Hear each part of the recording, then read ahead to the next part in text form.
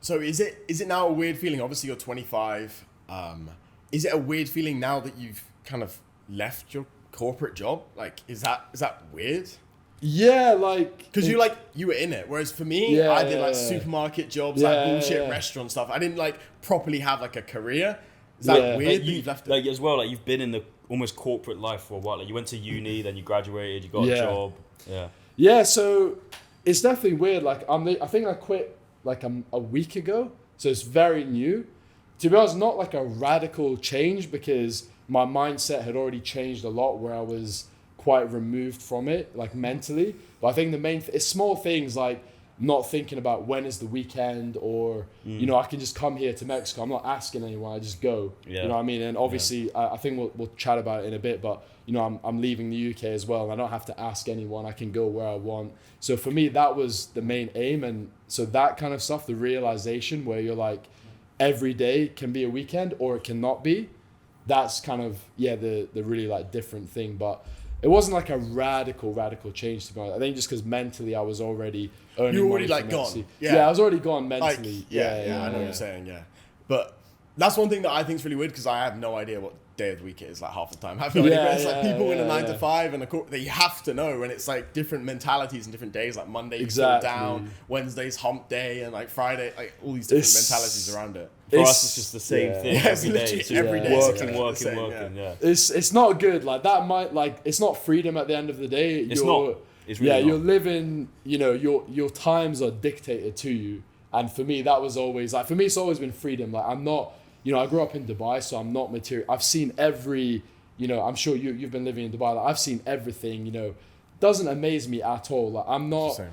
I could not care about materialistic things. For me, it's always about freedom. It's like you can earn good money without freedom. So earning good money and doing that online where you have the freedom, that's a completely different thing from just like earning good money in some kind of, you know, you could go do a hedge fund or whatever and, you know, work in some massive corporation, but you're giving your life away at the end of the day. So it's about freedom. Like that's been my objective. Yeah, I know a bunch of people that work in finance straight out of uni and they do very good wages. Like they earn a lot of money. Like it's good money. The 60K starting salary if you're like top tier, like very, very smart, 60K. But you're working like 60, 70-hour weeks and it's just ridiculous. Well, no freedom as well. That's the like thing. You were telling me literally last night, you've got a friend who is still in the corporate world. And he had to tell, like, if he wants 9 days off, he's got to tell them 9 weeks in advance. If you want 10, like he wasn't allowed 10 days off because he didn't tell them 10 weeks in advance. He only told them 9 weeks. There's no, it's you're trapped in their system, you know?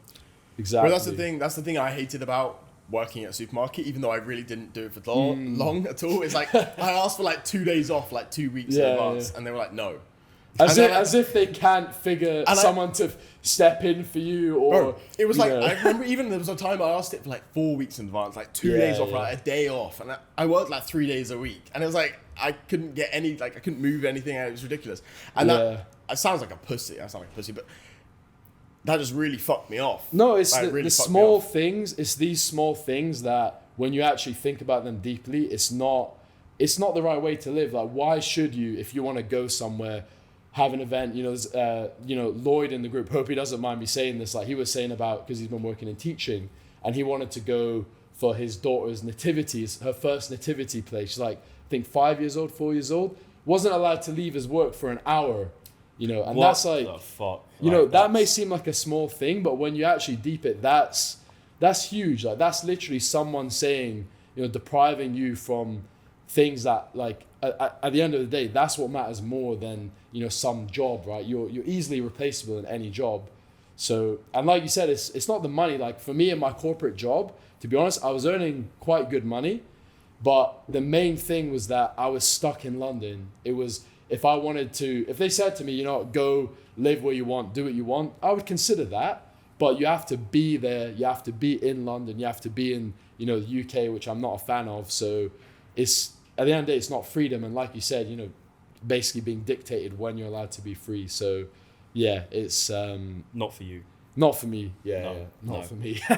I completely agree. Yeah, and that's why I'm grateful as well for finding your stuff, finding Etsy, because that was like my first like online income. And once you start making a bit of money online, like anything seems possible. Like even if I, changed from Etsy and I started doing something else, I now have the confidence that like I can do it. Yeah. And I have no doubts that if I dedicate myself, like I worked hard on Etsy, if I worked that hard on something else, I have no doubt that I would be able to kind of make it in that. So it just gives you like a very powerful mindset as well once you actually get the ball rolling and start, earning money online. So Completely. Honestly, I remember the first time you wanted to join Etsy Kings. I remember the call I had with you, and I was at McDonald's. I remember, I was driving the blue Ferrari at the time. And it was like must have been like 3 o'clock in the morning. It was really late. Yeah, it was late for you. Yeah, really it was 3 o'clock for me. I think. Yeah, so it's like, and I was in the UK. It must have been 6 a.m. then. Yeah, like 6, really late. Yeah. And I remember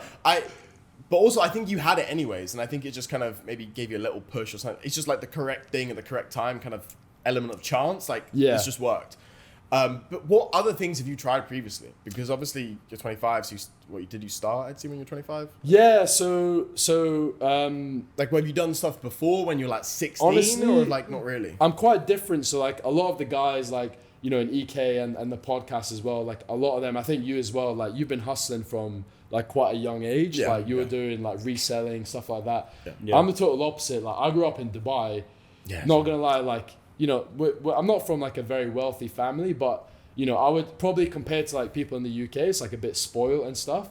So I never worked any job really until I graduated from uni. So like all through from like, 0 to basically 21, I hadn't really done any job whatsoever, just completely, living with my parents, and then 18 to 21 at uni, didn't do any work throughout uni. So I'm not actually from that much of like a hustler background, but for me, it was, over time I just kind of, I realized like I just need to get out of this lifestyle. It's not for me. And so it's been like I'm not used to this kind of thing, but I kind of just got into it very quickly. And I think, like you said, maybe I had it from the beginning, but for me I wasn't sure about, like I had the work ethic, but I didn't know where to put it. So I was doing everything, like literally, I can't even remember half the stuff that I did. Like I was like trying to write like children's books. I was doing like image editing, like AI images, just loads of random shit. Like I did a bit of Etsy actually, now that I remember it, but it was like,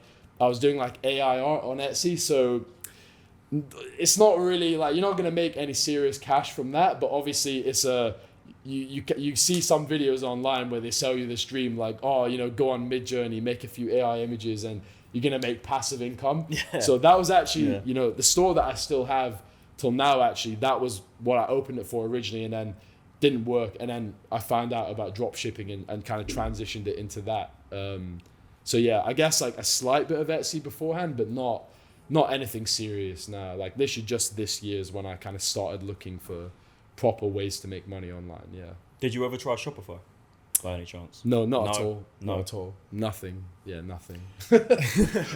You say you didn't come from a hustler background, but your dad's kind of a little bit of a he's a little bit of a wheeler dealer, kind of like he does some different stuff. So like, did he not try and like push you into that a little bit? Because he sells a bunch of random like vintage dealers. Like, he does loads of stuff. Like we have takeaways.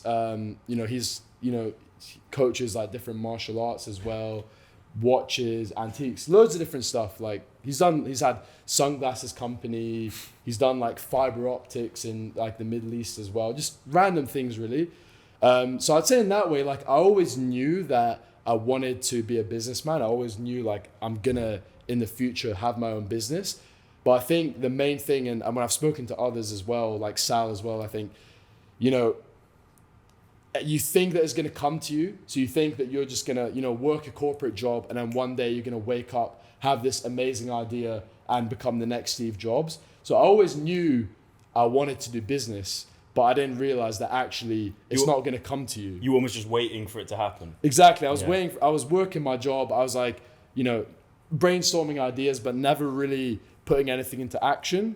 Because I don't know, is now when I look back on it, I don't get that mindset, but at the time I feel like that's a normal mindset where you just think, like people think business has to be, you're the next Steve Jobs, you come up with this crazy app or whatever, whereas in reality a lot of money is made from just boring stuff, like all of it. Like another thing my dad's been doing is just like selling packaging. So boring, right? But you can make good money from it. Everyone needs it. That's the thing. It's still something to sell. Exactly. So that's the main thing that I didn't really realize until I actually started trying. Whereas like, okay, nothing's gonna fall to you. You need to go, even if it's some business it doesn't work, or it's you don't earn that much money from it. Just get that experience, get the reps in doing some kind of business, and then each time you're learning skills. Even like I said, I was doing those AI images, right? At the time, I was a bit down because I was like, wow, I've put so much time into this. No one's bought anything. But then that skill, when it came to Etsy, that actually came in super handy, where I'm like a whiz with the AI images for Etsy. So again, like it did pay off in its own way, but much later on. So it's all just building experience, isn't it? Like it doesn't matter what you're doing as long as you actually reach out and try and get it rather than waiting for it to come.